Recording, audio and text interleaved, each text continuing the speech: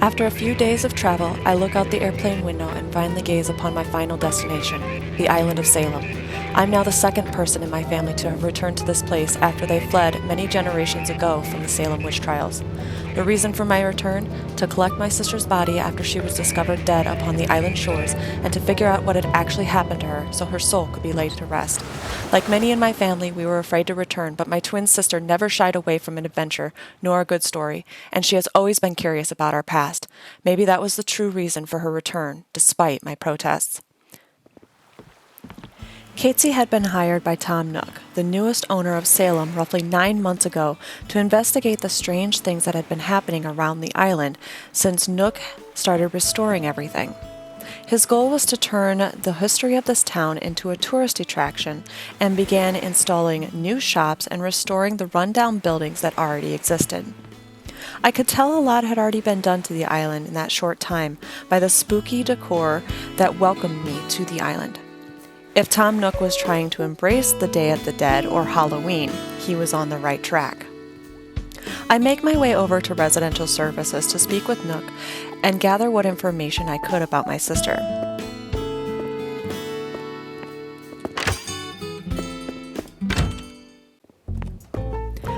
Tom Nook tells me that he hired my sister to help discover the source of the strange happenings, but for all people knew, she was there to help develop the island from a PR perspective. He knew that whatever was going on wasn't normal and could be a threat to tourists. Tom Nook provided me with an island map, generic details about each villager, and instructed me to go talk with the island sheriff, Roscoe.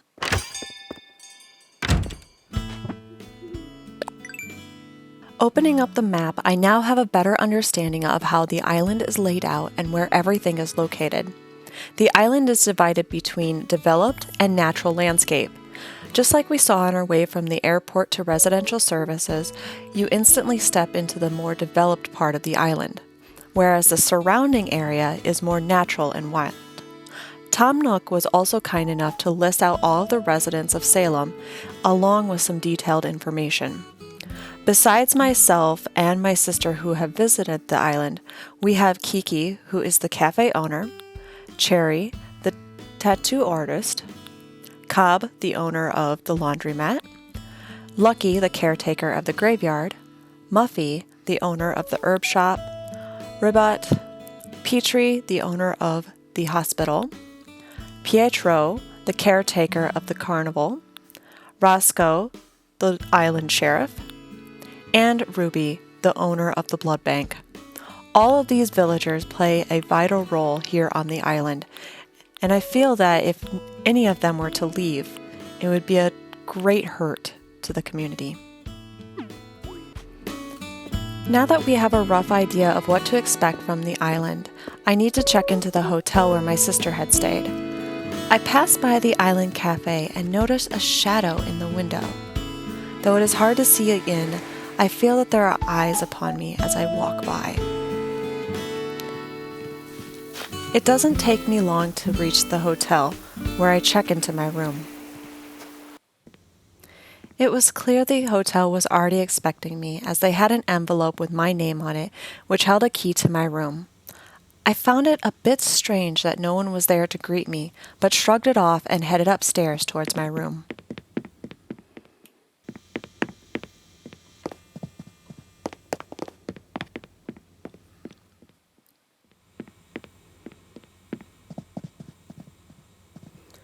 After exploring my room a little bit, I come to the conclusion that it was very simply made, so I began to unpack and make myself comfortable, feeling that my stay here was going to be longer than I anticipated. It was really sweet of the staff to provide me with some clean towels, fresh out of the laundry. I could feel the heat radiating off of them. As I had some time to kill before I needed to make my way over to the sheriff's office, I decided that I would explore the hotel just a little bit more.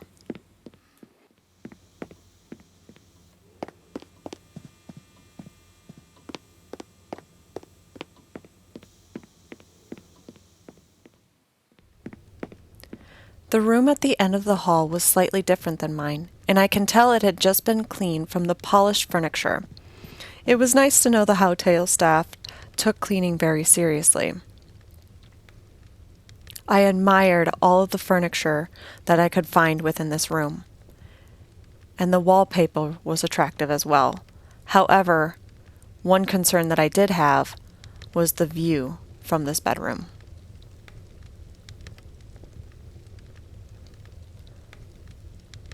Not wanting to intrude and get this room dirty, I decide to check out the third room of the hotel.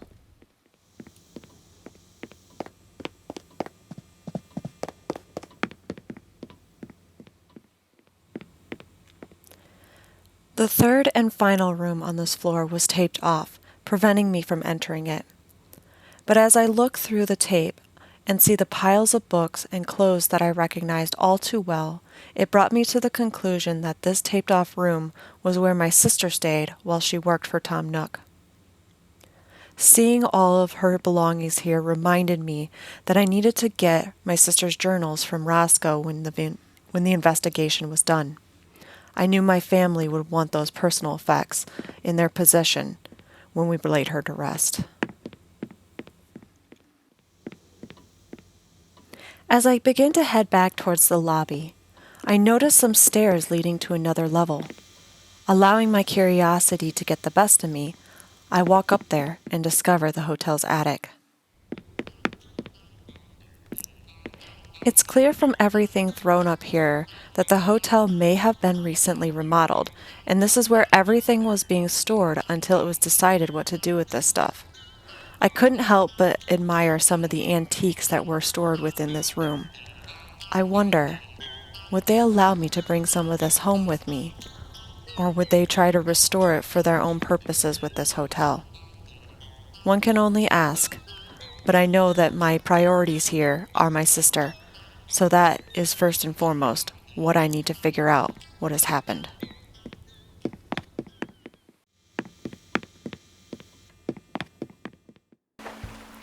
Deciding I had taken enough time getting settled, I head towards the sheriff's office. I remember looking at the map and noticing the station was located on the southern shore on the other side of the airport. I make my way there, not feeling the eyes upon me again as I pass the cafe. I can't help but admire the pumpkin display in front of residential services and wonder if my sister had had a hand in setting up those decorations. It doesn't take me long to locate the sheriff's station, and I make my way there to go talk to Roscoe.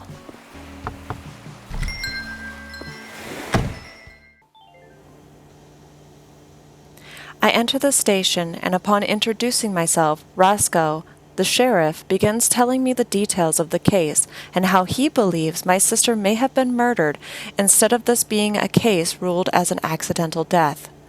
I flipped through the case files, trying my best to memorize the information, for I knew I couldn't walk out of the station with these files. We spent some time talking about my sister and the island itself before I make my leave.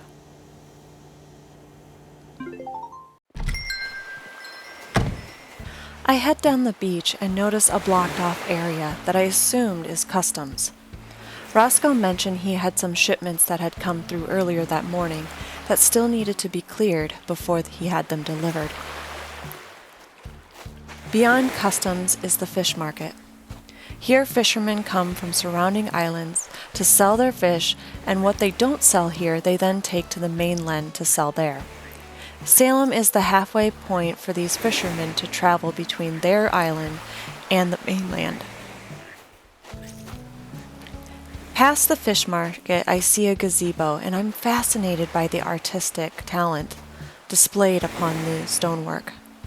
As I examine the gazebo, I feel drawn to a piece of land just beyond the shoreline.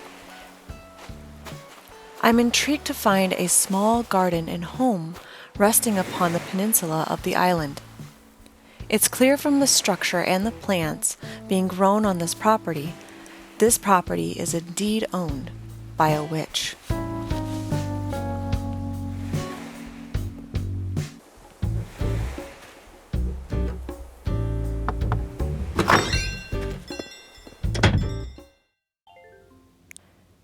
Entering the home, I am greeted with a cozy sight of an herb shop. I have always loved these kinds of shops as they spoke to my inner witch. This shop in particular was owned by Muffy, who is an elder on the island and specializes in herbal remedies and teas, as well as provide a little insight into people's futures. I couldn't help but admire all the herbal options she had within her shop and made a mental note to return after exploring more of the island.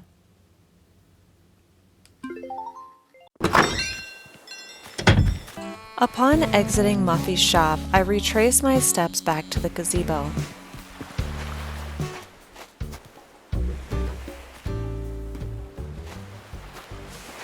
It's from here that I step onto the main road heading back towards the heart of town. Display of the tattoo shop drew me in, and I knew this was the tattoo shop that was owned by Cherry. I remember from some of the letters that Katie sent me that she really enjoyed Cherry's company and would often see her early in the morning or would drop in for some enjoyable conversation.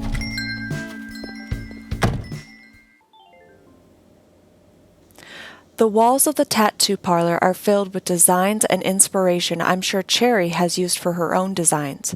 It provided everything a customer might need when getting a tattoo from this inspiring artist. From the comfy lounge and changing area to the actual tattoo area itself, everything was so well thought out and laid out for this particular parlor.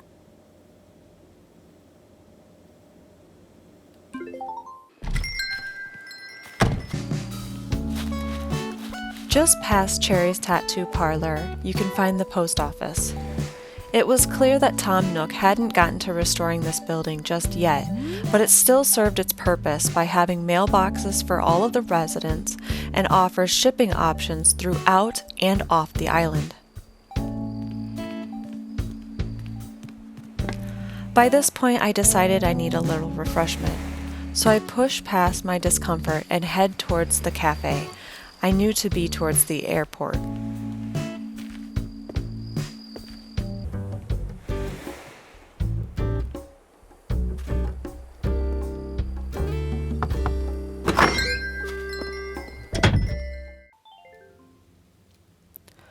Upon entering this cozy little cafe, I am blown away by the enticing aromas of both the food and drinks offered there. This cafe reminded me of a little hangout spot I used to frequent during my college days, and I recalled how I enjoyed the cozy, quiet vibes the cafe provided. Placing my order at the counter, I couldn't help but feel a little uneasy. However, I couldn't quite place my finger as to why. Maybe the events from the past few days have started to catch up with me now that I was in a cozier place.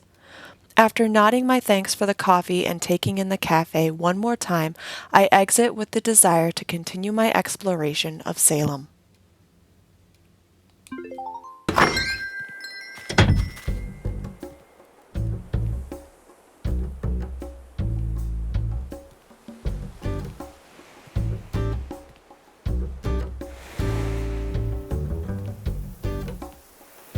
Just past the cafe was a little road that took you back to the northern part of town. It was on this road that I discovered the 24-hour laundromat, which I knew to be owned by Cobb.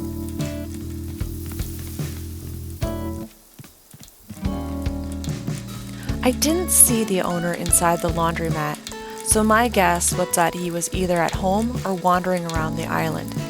I had a feeling that I was going to run into the owner sometime soon as I made my exploration of Salem. I made a mental note, reminding myself that later I will need to bring my travel clothes so that way I can clean them later in the day. Behind the laundromat, I discovered this adorable little bookshop. It appeared the bookstore was closed for the day, but I couldn't help but admire the books on display in the window, and knew I was going to be back tomorrow once the store opened. The streets of Salem provided a quick walk around town, and I continued to see pumpkin and Halloween decorations all over the place. This town really put my neighborhood to shame with all of the decorations for the holiday. But then again, most in my neighborhood were witches, and we viewed Halloween very differently than the rest of the world. I noticed this underpass in the walkway and decided to turn north instead of exploring further down the walkway. North, I find a neighborhood.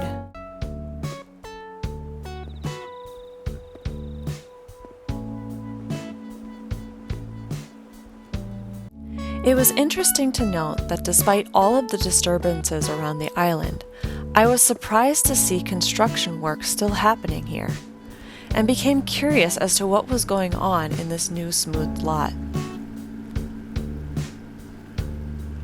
After observing the map again, I discovered Cobb's house was right next door, and decided to go visit him. According to my sister, Cobb wasn't always the easiest to get along with, but I knew that I at least needed to visit to see if I could find any clues as to what happened to my sister.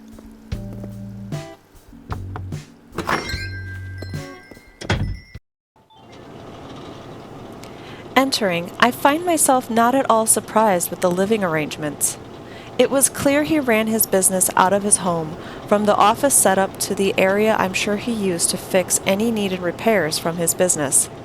Cleanliness was not a strength of this resident, and I had a feeling he didn't have company over all that often.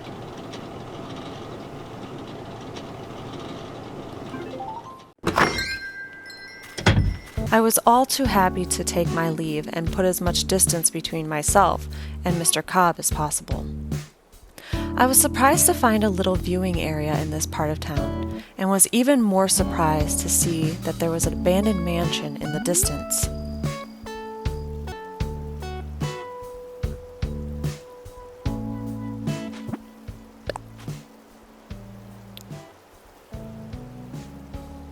As I gaze upon the site, tons of questions race through my head, and I begin to get curious as to know what secrets this old home held.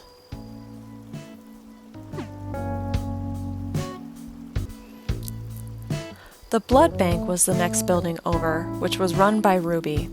I remember reading her name in a local flyer on the plane ride to Salem.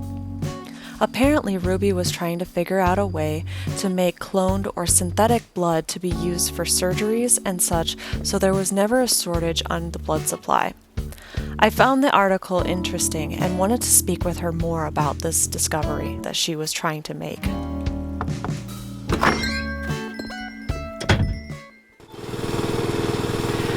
When I stepped inside, I was surprised to see the state of the place. Ruby claimed it was because of the earthquake that had happened on the island a few days ago, and because of the cut on her hand, she hadn't had a chance to clean up the mess. If I was being completely honest though, the place did make a shiver run down my spine, and I made a mental note to return once things were cleaned up in hopes for a better aesthetic.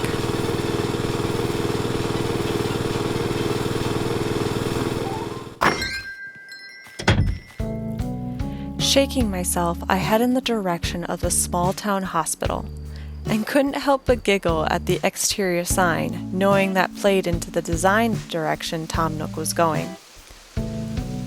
I knew this was where they were holding my sister's body until I claimed it, and decided it would be best for her body to remain there until I've had a chance to figure out what happened with her.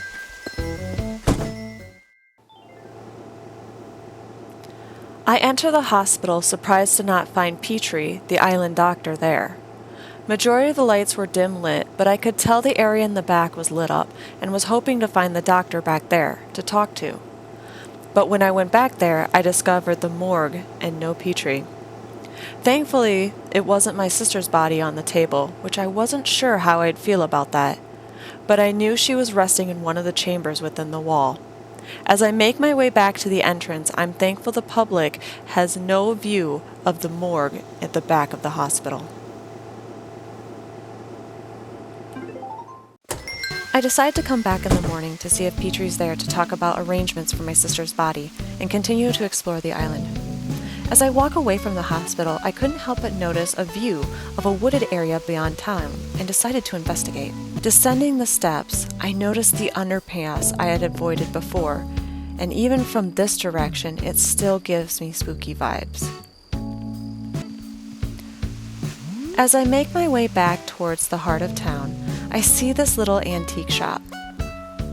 The items in the window, just like the bookshop, draw me in. And I was super sad to see they were closed for the evening as well. As I stood there crying over my misfortune of the store being closed, I notice a path leading to the beach and decide to explore. Could this be how I get to the wooded area beyond the town? Though I don't see a clear path, I was surprised to see a woodshed on the beach, as I was even more surprised to find that it was fully stocked. My eyes see footprints in the sand, and I decide to follow them to a path leading beyond the woodshed. This is where I discovered a hidden bridge crossing the river over to the wooded area. Right away, I notice all of the herbs found here that I didn't normally see in Muffy's garden. And I wondered, was this where the elderly resident was getting all of her supply? As I walk along the path next to the river, I try my best not to disturb the plants too much, and found myself thinking their names as I passed them. It is very clear that the river was a natural cutoff between the developed part of Salem and the more natural parts. So you can imagine my surprise when I stumble upon a shed way out here near the foundation of what I believe to be the old mansion.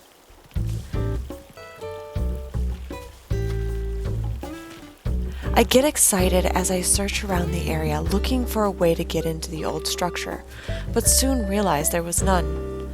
Maybe the entrance to the mansion was actually inside the shed.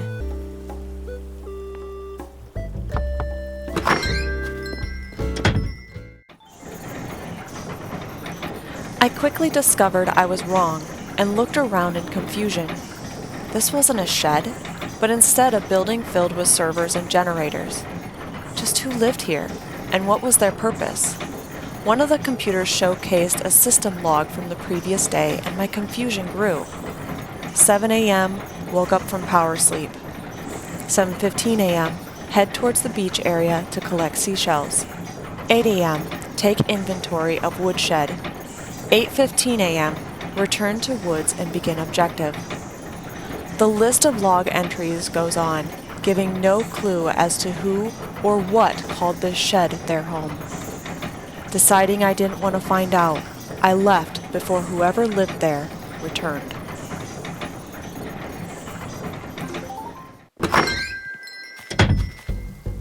I remember a pathway leading towards the beach from when I tried to find the entrance to the mansion and decided to follow it, feeling it might be best to put some distance between myself and that shed. It was along this path that I noticed a roped-off area and realized I had stumbled upon the site where my sister's body had been found. According to the autopsy, it took a day to realize just who the body belonged to, because it was missing their head. But once they identified it was my sister, they contacted me right away.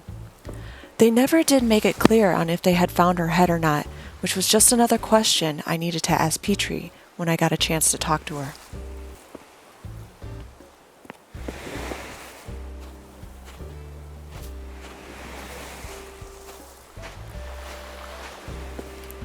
The walk along the beach was peaceful, and I felt myself relax as I began to look out over the water.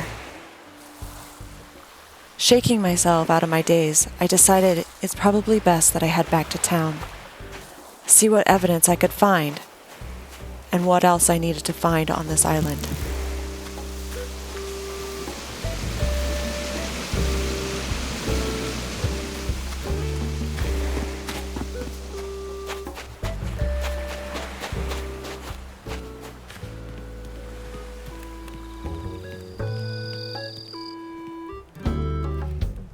Just past the antique shop, I walk up to the second level to discover the shopping district of Salem. Both shops found here had been built within the last year on the island, and it was evident because of the more polished appearance of the buildings. I also noticed that Tom Nook had restored the walking path over and found myself enjoying my stroll along the bridge.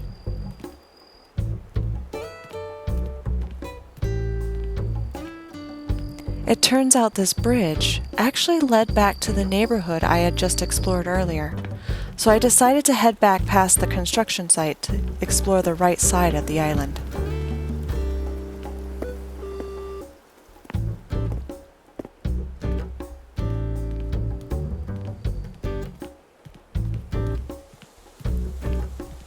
I passed by an older building I can only assume to be the library. Tom Nook had mentioned he was going to work on restoring this building next, but I found that I enjoyed the spooky character of this building. Maybe I should mention this to Tom Nook as a way to draw in tourists. I walk away from the library and began to hear the sound of running water, and come to a walkway right next to the Eastern River.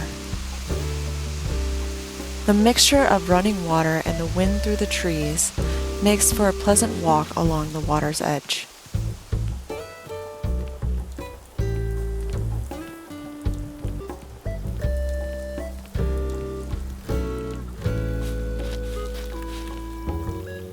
It isn't long before the pathway ends, and I find the town gas station and car wash.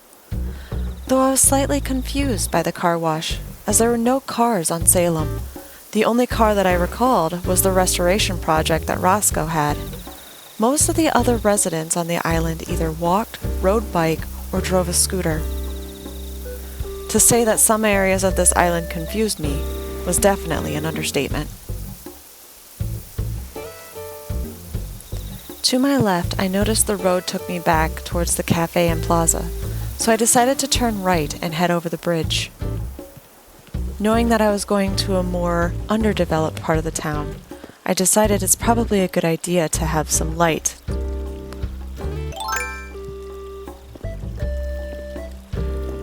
I instantly discover the campsite of the island. In better circumstances, I would have loved to camp here.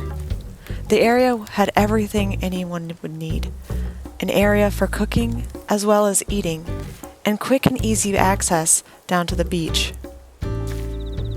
A pathway leading past the campsite caught my attention, so I continued to explore, soon realizing that I was getting into the true nature part of the island.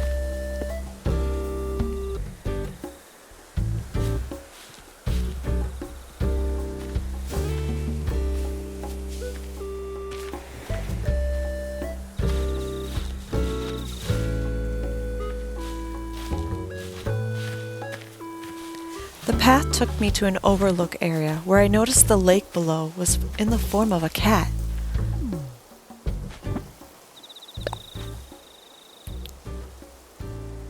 Now, whether that was man-made or natural, I couldn't tell, but I did notice a path down there, and I wanted to see where it led. So I decided to head back to the campsite to see if I can find how to get down there.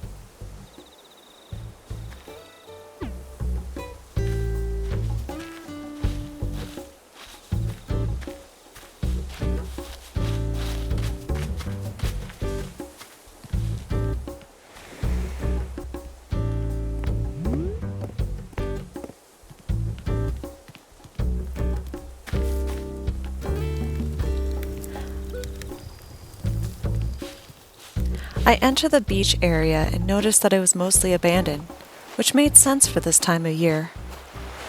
There was a lot of overgrowth and weeds on the beach as well. It was clear that Tom Nook hadn't done much on this beach yet. A small dock was located on the eastern side of the beach, and I discovered a small boat docked there. The captain of the boat said he provided tours to some of the smaller islands and was waiting for Muffy to see if she wanted to go look for herbs on any of the other islands close by. I couldn't help but think that Muffy had a lot of opportunities to find the products she needed for her shop.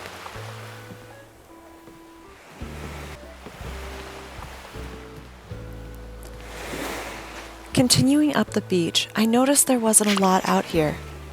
Maybe there would be more in the summertime.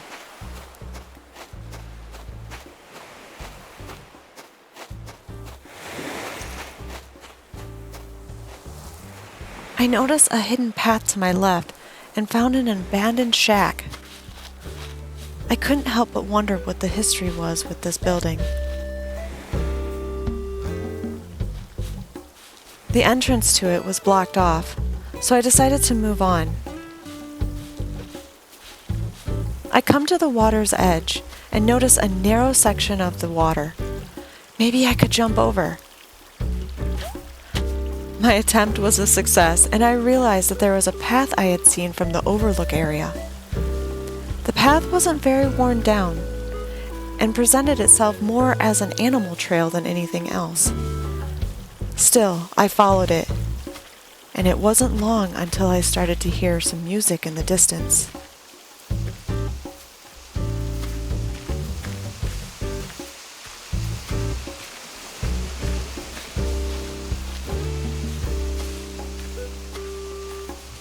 I make my way up the hill and discover the entrance to a carnival. Everything was still running, but there were no people here, and everything looked like it hadn't been really used or cared for in years. The fact that there was a carnival way out here definitely gave me the creeps.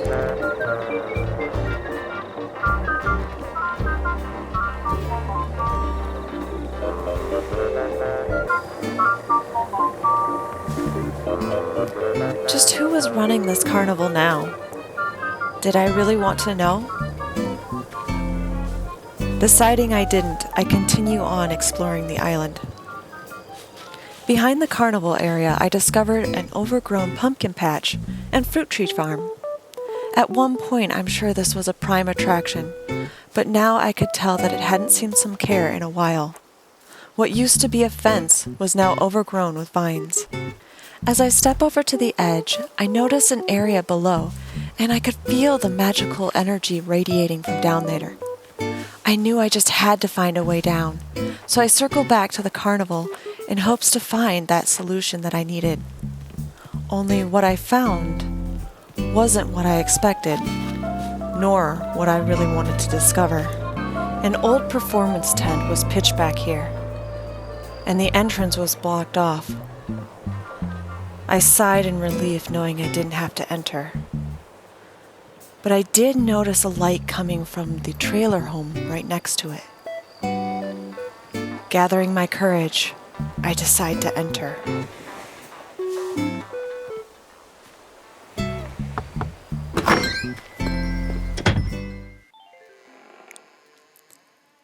Feel free to add this home to the list of surprises I have discovered on the island.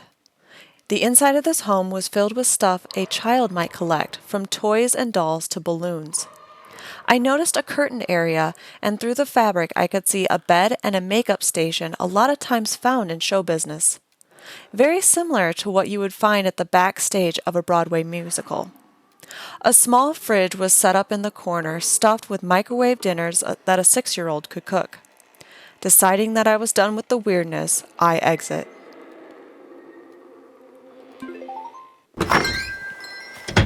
As I explore the surrounding area, I'm unable to find any way to get down to the lower area.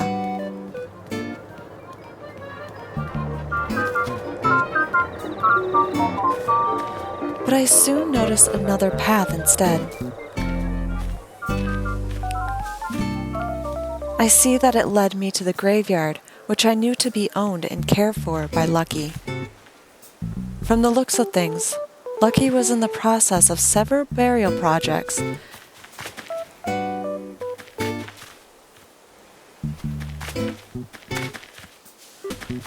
I decide to drop in on the caretaker to see if he had any information that would help me solve my sister's murder.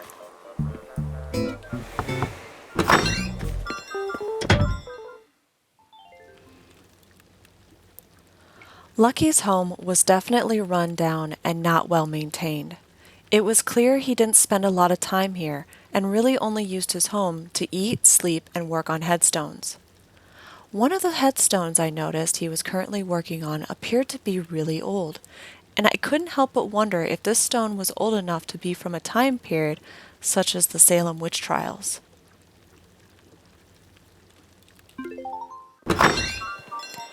As I exit Lucky's home, I noticed how late it has gotten and decided to head back to town and head to bed. I am slightly disappointed by the fact that I couldn't find the entrance to the old mansion, nor find a way down to that area below the pumpkin patch. Hopefully tomorrow, I have enough time to explore and dig up some clues to help me discover what happened to my sister.